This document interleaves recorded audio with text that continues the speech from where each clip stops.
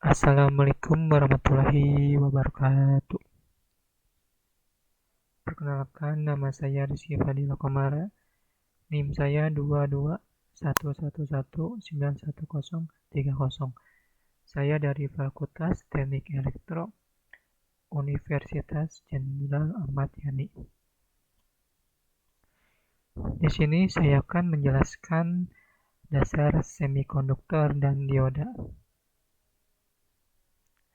Semikonduktor yaitu bahan yang memiliki nilai hambatan jenis Rho antara konduktor dan isolator, yakni sebesar 10⁻⁶ sampai 10⁻⁴ ohm.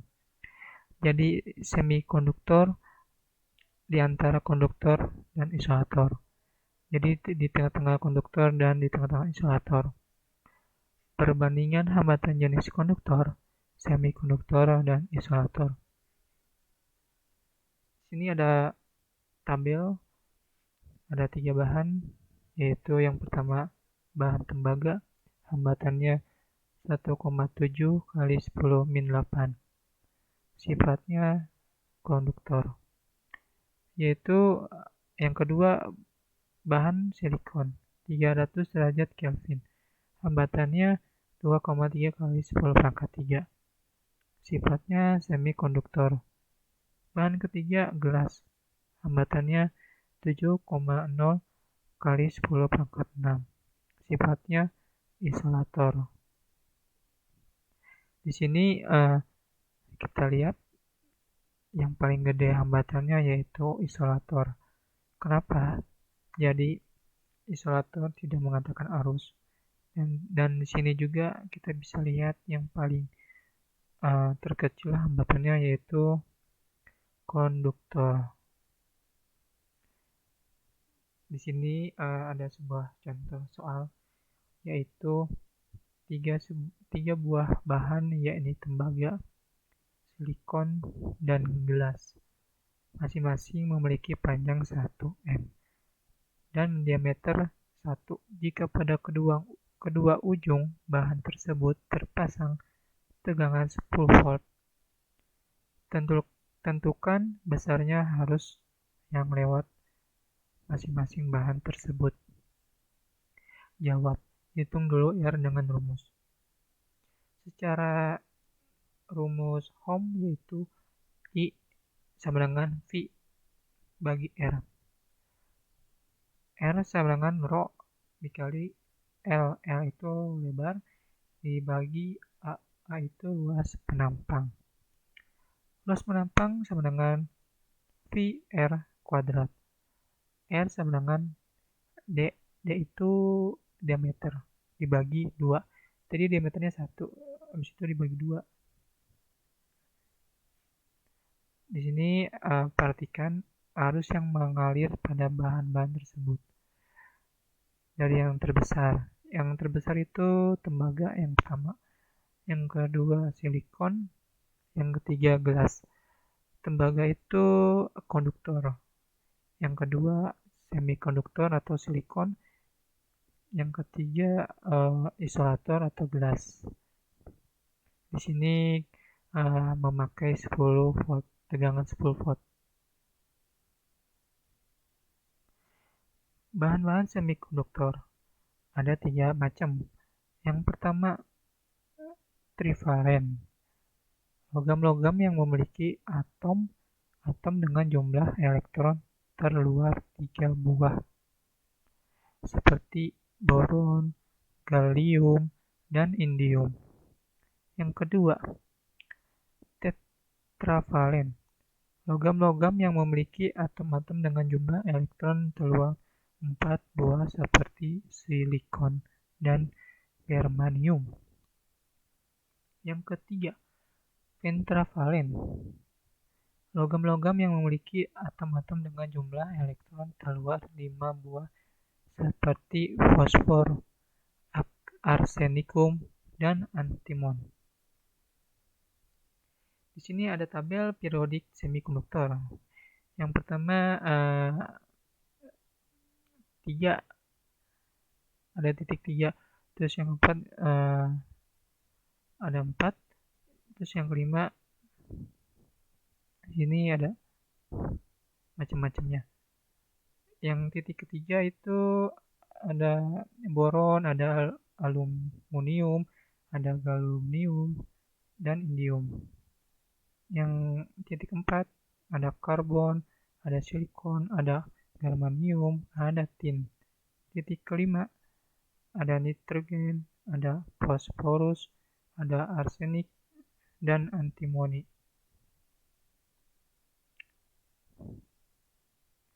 Bahan-bahan semikonduktor. Bahan yang paling banyak digunakan adalah Si dan Ge. Si itu tadi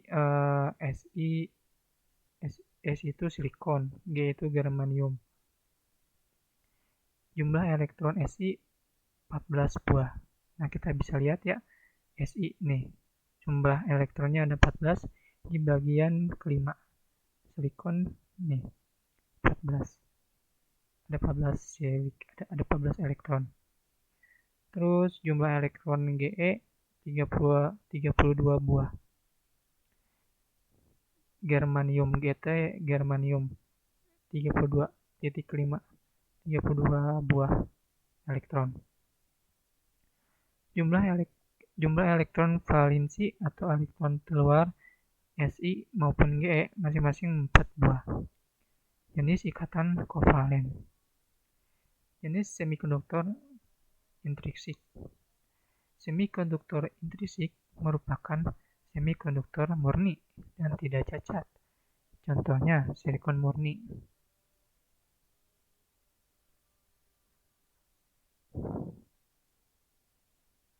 Di sini ada dua gambar.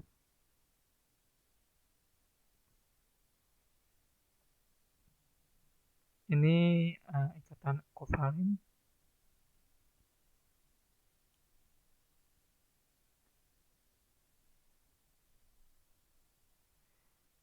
Ini visualisasi 3 dimensi, yang ini visualisasi 2 dimensi. Susur kristal Si.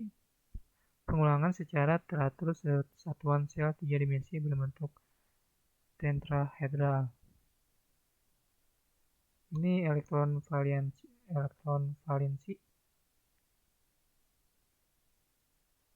Jadi semikonduktor itu ada yang murni juga, ada yang tidak murni. Semikonduktor intrinsik pada suhu yang sangat rendah. Yang pertama, semua elektron berada pada ikatan kovalen. Yang kedua, tak ada elektron bebas atau tak ada pembawa muatan, sehingga bersifat sebagai isolator. Terus, semikonduktor intrinsik pada suhu kamar. Yang pertama, agitasi termal menyebabkan beberapa elektron valensi keluaran dari ikatan kovalen menjadi elektron bebas sebagai pembawa muatan negatif. Yang kedua, munculnya elektron bebas diikuti dengan terbentuknya hole atau lubang sebagai pembawa muatan positif. Peristiwa disebut pembangkitan atau generation.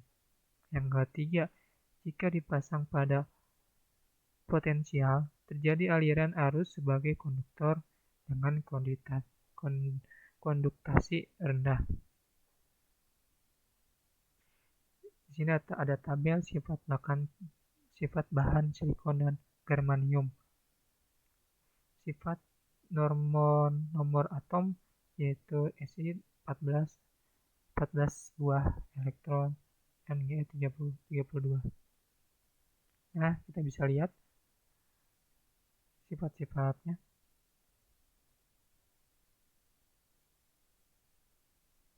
Nah, sini ada pembawa muatan dan pembawa muatan pada semikonduktor intrinsik.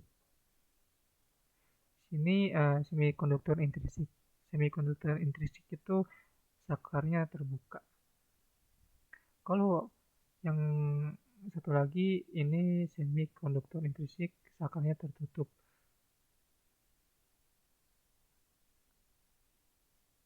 Nah, di sini ada gambar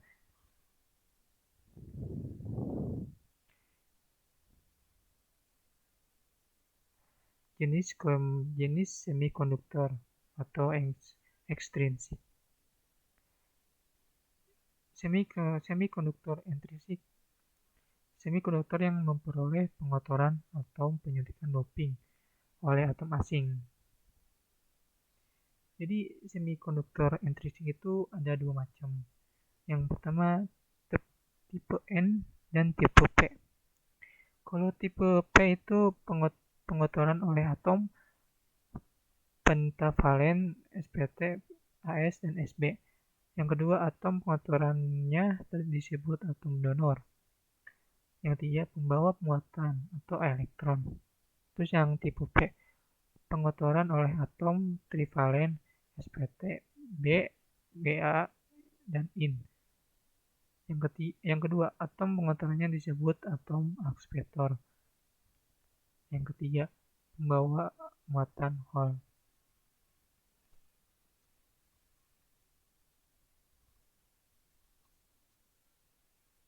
Jenis semikonduktor intrinsik.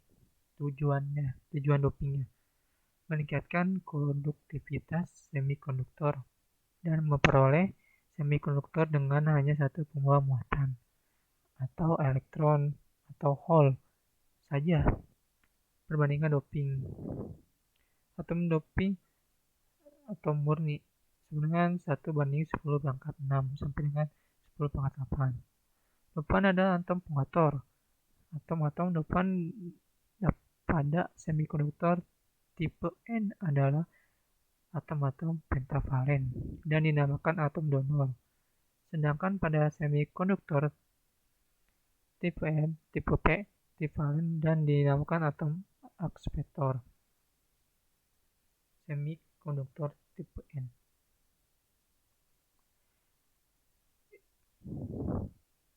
Sini ada gambarnya. Jadi elektron bebas sebagian besar terjadi karena doping. Doping itu jadi penyuntikan. Dan sebagian kecilnya bersama Hall karena generation akibat agitasi thermal. Elektron bebas menjadi pembawa muatan mayoritas dan Hall sebagai pembawa muatan minoritas.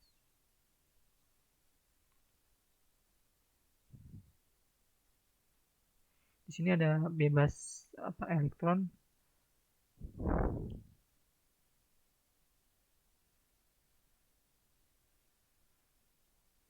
Nah, di sini ada semikonduktor tipe P.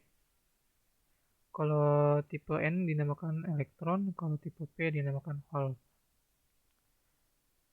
Jadi, Hall itu sebagian besar terjadi karena doping, dan sebagian kecil lainnya bersama elektron bebas karena generation akibat agitasi thermal. Hall menjadi pembawa muatan mayoritas dan elektron bebas sebagai pembawa muatan minoritas. Tipe N Hall nih, karena doping beda sendiri.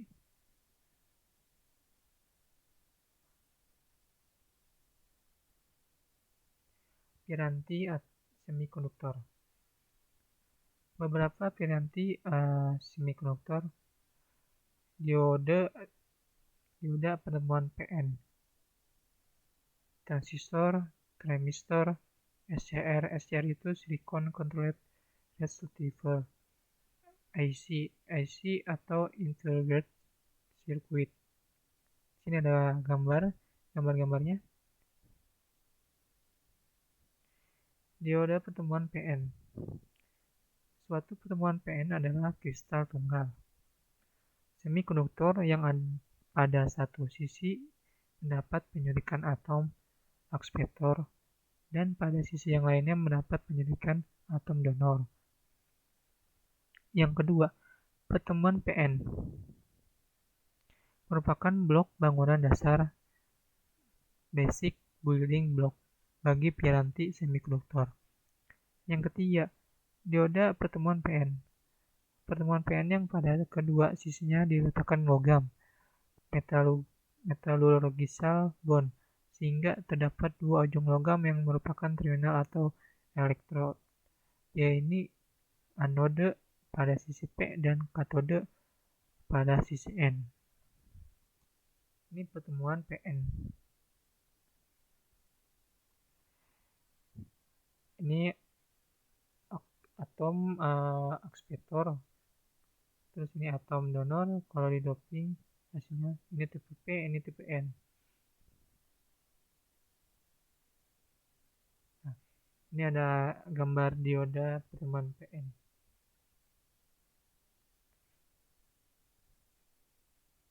Ini tipe N, ini tipe P. Jadi ini yang di luar yang ini T namanya kawat. Kawat masuk ini namanya logam. Hasilnya ini. Jadi ciri-ciri anoda atau katoda itu, kalau katoda nggak ada garis ininya. Nah ini simbol dioda. Nah berarti katoda di sebelah kanan karena ada garis dikit lah, maksudnya hitamnya dikit. Terus yang belah kiri anoda. Pertemuan PN terbuka. Di sini ada ion akseleptor dan ion donor. Ini ion akseleptor dinamakan Hall atau jenis P. Kalau ion donor dinamakan elektron atau jenis N. Di tengah-tengah dinamakannya lapisan kosongan. Jadi atom-atom yang mengandung Hall dapat digambarkan sebagai ion-ion negatif karena kekurangan elektron, dan atom-atom yang kelebihan elektron sebagai ion positif. Ion-ion akseleptor adalah ion-ion negatif, dan ion-ion donor adalah ion-ion positif. Pertemuan PN terbuka, lapisan pengosongan. Saat P dan N dipertemukan, terjadi difusi elektron ke arah P. Berarti terjadi difusi ke arah P. Kalau dipertemukan P dengan N, berarti ke arah P, berarti ke arah kiri. Dan difusi Hall ke arah N, berarti dan sebaliknya Hall sebelah N ke sebelah kanan. Jadi elektron sebelah kiri dan Hall sebelah kanan gitu. Menimbulkan arus difusi ke kanan. Jadi semuanya difusinya ke sebelah kanan, namanya difusi. Yang kedua terjadi rekombinasi atau penggabungan di sekitar bidang pertemuan sehingga elektron dan Hall lenyap. Yang ketiga, di sekitar bidang pertemuan tak terdapat pembawa muatan, tersebut daerah pengosongan atau deposition region.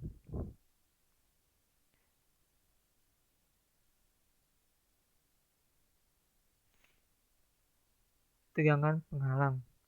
Yang pertama, lenyapnya elektron meninggalkan ion donor plus, dan lenyapnya Hall meninggalkan ion akseleptor min. Yang kedua, adanya ion positif dan negatif menyebabkan adanya medan listrik sehingga ada tegangan. Tersebut tegangan kontak atau tegangan penghalang atau barrier potensial, menimbulkan arus drift ke kiri. Yang ketiga, karena pertemuan PN ini terbuka, maka ada kesetimbangan antara arus drift dengan arus difusi. Pertemuan PN dengan prasikap maju atau forward bias. Ini ada gambar. Yang pertama, adanya VD menyebabkan arus difusi lebih besar dari arus drift. Jika potensial penghalang sebelum diberi Vd adalah V0, maka potensial penghalang turun menjadi V0 dikurang Vd. Daerah pengosongan menjadi sempit. Nah, jadi daerah pengosongan ini jadi sempit, jadi mengecil. Yang ketiga, pembawa mayoritas punya energi yang cukup untuk melewati potensial penghalang. Yang keempat, Hall dari sisi P, pembawa mayoritas dapat melewati dari pengosongan menjadi pembawa mayoritas di sisi N. Yang kelima, elektron dari sisi N, pembawa mayoritas dapat melewati daerah pengosongan menjadi pembawa minoritas di sisi P. Terus yang keenam, jumlah arus dari elektron dan hol merupakan arus total yang lewat dioda. Pertemuan PN dengan prasikap mundur atau reverse bias. Yang pertama, hol pada sisi P bergerak ke kiri. Elektron pada sisi N bergerak ke kanan. Elektron sisi N bergerak ke kanan, berarti semakin lebar si pengosongannya. Daerah pengosongan semakin lebar. Potensial penghalang menjadi V0 ditambah Vd. Tidak ada arus lewat bidang pertemuan. Tadi tidak ada arus lewat bidang pertemuan.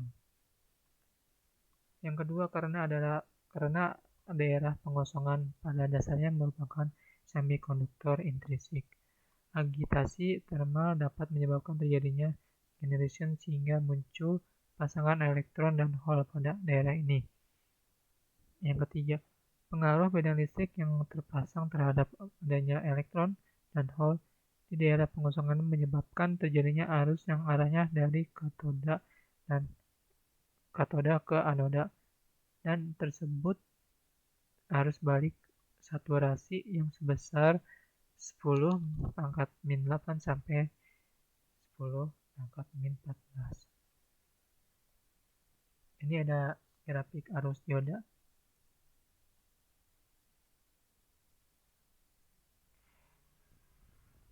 Ini simbol dioda Zener. Karakteristik unik Zener bekerja pada bias negatif. Jadi power bias dia awalnya dari 0 terus langsung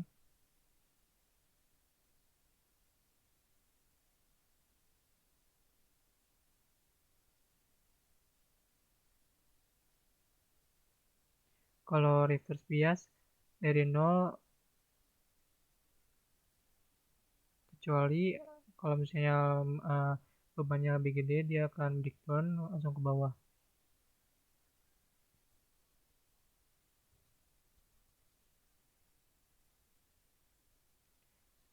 Dasar analisa dioda.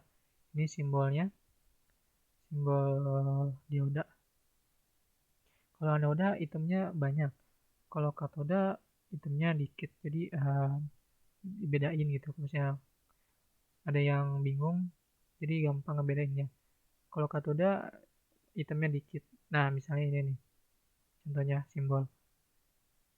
Kalau garis itemnya dikit berarti katoda, kalau itemnya banyak berarti anoda.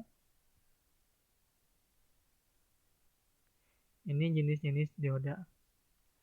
Ini jenis dioda, Junction dioda, Zener dioda, tunnel dioda, Schottky dioda, Vector dioda, bias, trias, SCR, light emitting dioda atau lampu intelek LED, terus fotodioda. Jenis dioda dan penggunanya. Dioda silikon untuk penyarah arus, pengaman tegangan kejut. Terus yang kedua, dioda Zener untuk mengatur tegangan Zener. 62 volt sampai jener 3,2 volt. Terus dioda breakji untuk penyarah gelombang penuh pada rangkaian catu daya atau kiprox pada kendaraan bermotor. Yang keempat, LED atau light emitting dioda sebagai lampu indikator atau konsumsi arus rendah 5 mA long lifetime atau 1,5 kurang 3 volt. Ini rangkaian dioda. Garis beban. Dari gambar dengan menggunakan hukum tegangan Kirchhoff atau Kirchhoff Voltage Law atau KVL diperoleh, ini rumusnya. Rumus secara hukum tegangan Kirchhoff, V sama dengan VI kurang I RL. Dengan RL adalah tahanan beban. Karena ada dua variabel yang belum diketahui nilainya, yaitu V dan I, diperlukan satu petunjuk lagi, yaitu karakteristik dioda.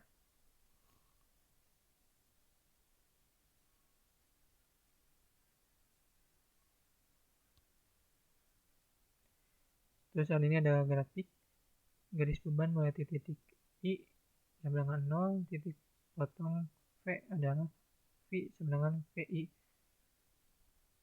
dan V sama dengan 0, titik potong adalah I sama dengan VI atau RL.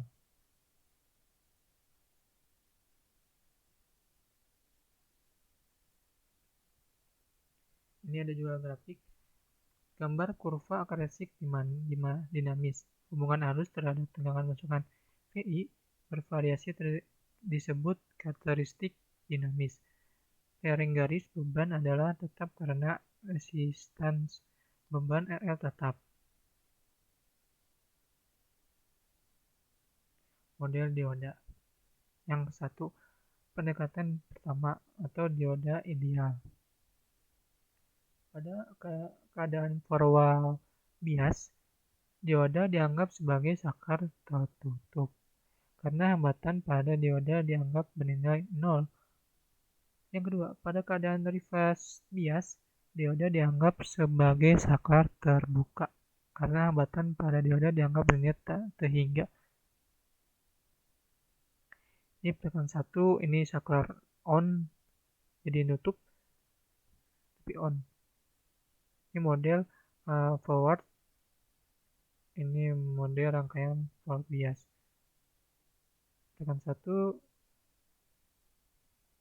ini sebaliknya, yang reverse bias. Ini saklar off. Saklar off model reverse pendekatan 1. Model dioda yang kedua, pendekatan kedua. Pada keadaan forward bias, dioda dianggap sebagai sumber tegangan sebesar VY. VY untuk silikon sama dengan 0,7 volt atau 0,6 volt. Dan VY untuk germanium sama dengan 0,2 volt atau 0,3 volt. Pada keadaan reverse bias dianggap sebagai saklar terbuka karena hambatan pada dioda dianggap bernilai tertinggi.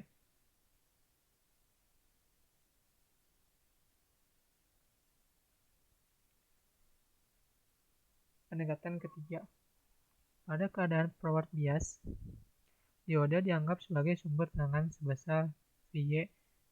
VY untuk silikon sama dengan 0,7 volt atau 0,6 volt.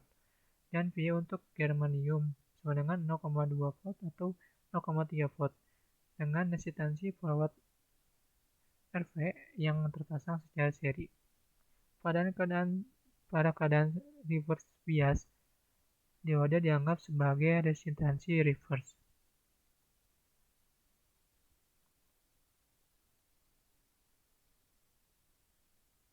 Ini ada contoh soal. Perhatikan rangkaian dioda di samping ini. Gambarkan rangkaian frekuensi atau rangkaian ekuivalen dan itu misalnya tegangan arus dioda menggunakan pendekatan 1, pendekatan 2, dan pendekatan 3. Jadi ini pendekatan satu. Pendekatan satu kita menggunakan rumus ID sama dengan V in dibagi RL sama dengan 10 volt dibagi 100 ohm sama dengan hasilnya 0,1 A. Kenapa? Karena ini sakornya terbuka. Ini karena sakornya terbuka jadi mengalir. Terus yang pendekatan kedua yaitu ID sama dengan V in dikurang VY, V gamma, VY itu V gamma dibagi RL sama dengan 10 volt dikurang 0,6 volt dibagi 100 ohm sama dengan 0,094 ampere. Jadi uh, jadi yang pendekatan 2 itu lebih kecil daripada pendekatan 1. Bedanya apa? Karena yang pendekatan 2 itu karena sakarnya tertutup. Terus yang pendekatan ketiga yaitu ID sama dengan V in dikurang V gamma dibagi RL ditambah RF sama dengan 10 volt dikurang 0,4 volt dibagi 100 ohm ditambah 2,5 ohm sama dengan 0,092 ampere.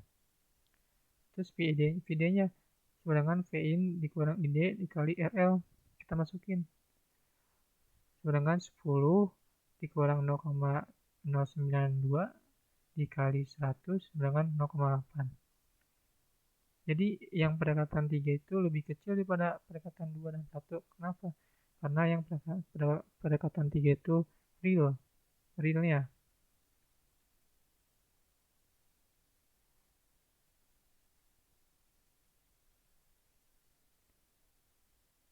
Sekian dari saya.